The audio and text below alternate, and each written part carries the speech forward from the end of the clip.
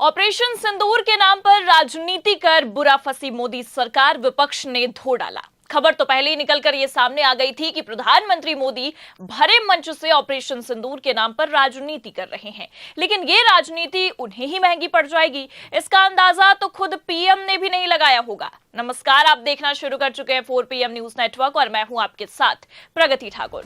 मोदी की विदेश नीति और मोदी के विदेश मंत्री ऑपरेशन सिंदूर को कामयाब बनाने में कितने कारगर साबित हुए हैं, इसका अंदाजा तो तभी लग गया था जब ट्रंप की एक धमकी ने जाबाज सेना के मनोबल को गिरा दिया था। लेकिन जहां एक तरफ सीज फायर का मसला थमा ही नहीं, अब तक भाजपाइयों ने इसका जवाब दिया ही नहीं कि उतने में अब प्रधानमंत्री मोदी को ऑपरेशन सिंदूर के नाम पर राजनीति करना और भारी पड़ गया है। और केवल प्रधानमंत्री मोदी ही नहीं बल्कि गृह मंत्री अमित शाह से लेकर विदेश मंत्री एस जयशंकर तक ने मोदी की ऐसी भद्द पिटवाई है कि पूरे भाजपाई अपनी राजनीति की वजह से बुरा फंसते दिखाई दे रहे हैं। तो फिलहाल कैसे पूरे भाजपाइयों की राजनीति अब उन पर ही भारी पड़ गई है, आपको बताएंगे। और पीएम के बाद विदेश मंत्री ने ऐसा क्या भारी ब्लंडर कर दिया है जिससे घुटनों पर आते नजर आ रहे हैं, उस पर भी आएंगे। लेकिन इन सबसे पहले आप ये खबर देखिए। पाकिस्तान की गोली का जवाब गोले से दिया, ऑपरेशन सिंदूर पर अमित शाह का बयान। तो एक तरफ आप देख सकते हैं देश के गृह मंत्री अमित शाह का यह कहना है कि ऑपरेशन सिंदूर के दौरान पाकिस्तान की गोली का जवाब हमने गोले से दिया है। और इतना ही नहीं बल्कि गृह मंत्री का तो यह भी कहना है कि आज तक पाकिस्तान के आतंकियों का जवाब दिया ही नहीं गया था, लेकिन जब से भारतीय जनता पार्टी यानी कि मोदी की सरकार आई है तब से ही आतंकियों को करारा जवाब दिया जा रहा है। खबर देखिए आप, इसमें लिखा भी है, कई दशकों से देश पाक समर्थित आतंक का सामना कर रहा है। पाक ने कई घटनाएं की लेकिन इसका उचित जवाब नहीं दिया गया। 2014 में मोदी जी पीएम बने, इसके बाद सबसे पहला बड़ा हमला उरी में हमारे जवानों पर किया गया और हमने घुसकर सर्जिकल स्ट्राइक किया। पुलवामा में हमला हुआ तो भारत की सेना ने एयर स्ट्राइक करके कठोर जवाब दिया। फिर से हमने आतंकी अड्डों को खत्म किया। मतलब गृह मंत्री के हिसाब से अगर देखा जाए तो मोदी जी के प्रधानमंत्री बनने के बाद से ही करारा जवाब आतंकियों को दिया जा रहा है। इससे पहले आतंकी हमला करते थे और भारत शांत रहता था। हालांकि आपकी जानकारी के लिए बता दें कि पहलगाम में जिन 4 आतंकियों ने लगभग 26 मासूमों की जानें ली है वो अभी पकड़े नहीं गए हैं। हाँ, लेकिन राजनीति अपनी चरम सीमा पर है, क्योंकि मोदी है तो मुमकिन है। और ऐसा हम क्यों कह रहे हैं, पहले आप ये बयान सुनिए। मोदी की नसों में लहू नहीं, गरम सिंदूर बह रहा है। तो सुना आपने, खुद मोदी जी ने भरे मंच से कहा है कि उनके रगों में, उनकी नसों में लहू यानी कि खून नहीं बहता है बल्कि गरम सिंदूर बह रहा है। हालांकि ये आप भी जानते हैं कि इस बात का ना तो कोई सर है और ना ही कोई पांव, पर मोदी है तो मुमकिन है। इसलिए हो सकता है मोदी जी के नसों में गरम सिंदूर बहता हो खून की जगह। मतलब आप क्रोनोलॉजी समझिए, ऑपरेशन सिंदूर अभी तक पूरी तरह से खत्म नहीं हुआ। पाकिस्तान को करारा जवाब देते देते बीच में ही सीज फायर लागू करा दिया जाता है। किस लिए? व्यापार के लिए। मतलब देश से ज्यादा व्यापार जरूरी है। और ये हम नहीं कह रहे, खुद प्रधानमंत्री मोदी के माय फ्रेंड ट्रंप का कहना है कि मोदी जी व्यापार के कारण सीज फायर के लिए मान गए थे। तो एक तरफ आप देख सकते हैं कि किस तरह से आतंक के खिलाफ जीरो टॉलरेंस की नीति चल रही है, और दूसरी तरफ आप ये भी देख सकते हैं कि किस तरह से गृह मंत्री अमित शाह से लेकर खुद प्रधानमंत्री मोदी राजनीति कर रहे हैं।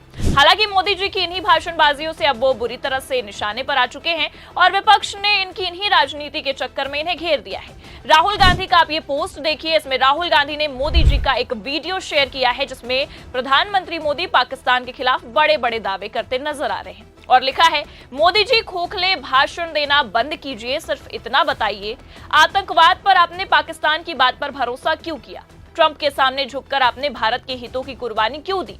आपका खून सिर्फ कैमरों के सामने ही क्यों गर्म होता है? आपने भारत के सम्मान से समझौता कर लिया। राहुल गांधी की ये सवाल अपने आप में कुछ गलत नहीं है, क्योंकि ये आप भी जानते हैं कि जब भारत बिल्कुल जीत की कगार पर पहुंच चुका था तब देश की सरकार ने जीत के जबड़े से हार निकालकर भारत की सेना को सौंप दिया, जो अपने आप में काफी शर्मनाक है। क्योंकि आप भी जानते हैं कि किस तरह से भारत के खिलाफ ट्रंप ने चालबाजियां की, किस तरह से सीज फायर को लागू करवाया गया है।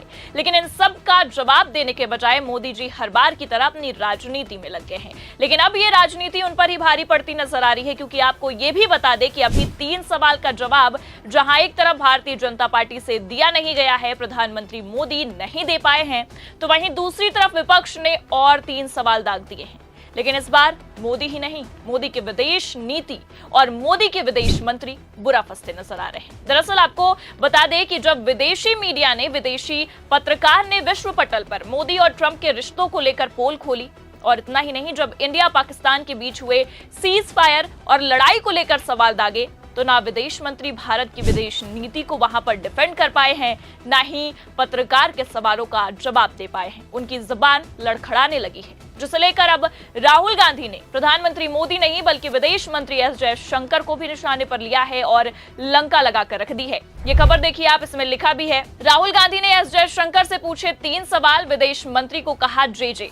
आगे लिखा है, भारत और पाकिस्तान के बीच हुए सीज फायर के बाद से विपक्ष, खासकर कांग्रेस, मोदी सरकार पर हमलावर है। लोकसभा में नेता विपक्ष और कांग्रेस सांसद राहुल गांधी ने 23 मई 2025 को एक्स पर एक पोस्ट कर विदेश नीति को लेकर सवाल उठाए हैं। विदेश मंत्री एस जयशंकर को राहुल गांधी ने जे नाम से भी संबोधित करते हुए कहा है कि भारत की विदेश नीति ध्वस्त हो गई है। विदेश मंत्री से 3 सवाल पूछे गए हैं। राहुल गांधी ने बाकायदा सोशल मीडिया पर इंटरव्यू का वीडियो शेयर किया है और लिखा है कि क्या जे बताएंगे कि भारत को पाकिस्तान के साथ क्यों जोड़ दिया गया है, पाकिस्तान की निंदा करने में एक भी देश ने हमारा साथ क्यों नहीं दिया है, डोनाल्ड ट्रंप से भारत और पाकिस्तान के बीच मध्यस्थता करने के लिए किसने कहा। अब आपको बता दें, ये सवाल राहुल गांधी ने विदेश मंत्री से उस संदर्भ में भी पूछे हैं जब उन्होंने एक न्यूज एजेंसी से बातचीत के दौरान कहा था कि हमने ऑपरेशन सिंदूर के बारे में पहले से ही पाकिस्तान को जानकारी दे दी थी। तो पहले खुद आप देख सकते हैं कि जयशंकर ने ना चाहते हुए भी मोदी की राजनीति का खुलासा कर दिया और फिर वो मामला थमा ही नहीं कि एक और बैठे बिठाए विपक्ष को मुद्दा दे दिया, जिसमें तो वो प्रधानमंत्री मोदी की विश्व गुरु की छवि को बचा भी नहीं पाए हैं और ना ही विदेश नीति को। भले भरे मंच से प्रधानमंत्री मोदी ने राजनीति की आड़ में फर्जी बयानबाजियां कर फजीहत तो करवा ही ली थी। अब आप भी ये भी देख सकते हैं कि विदेश मंत्री ने भी भद्द पिटवा कर रख दी है।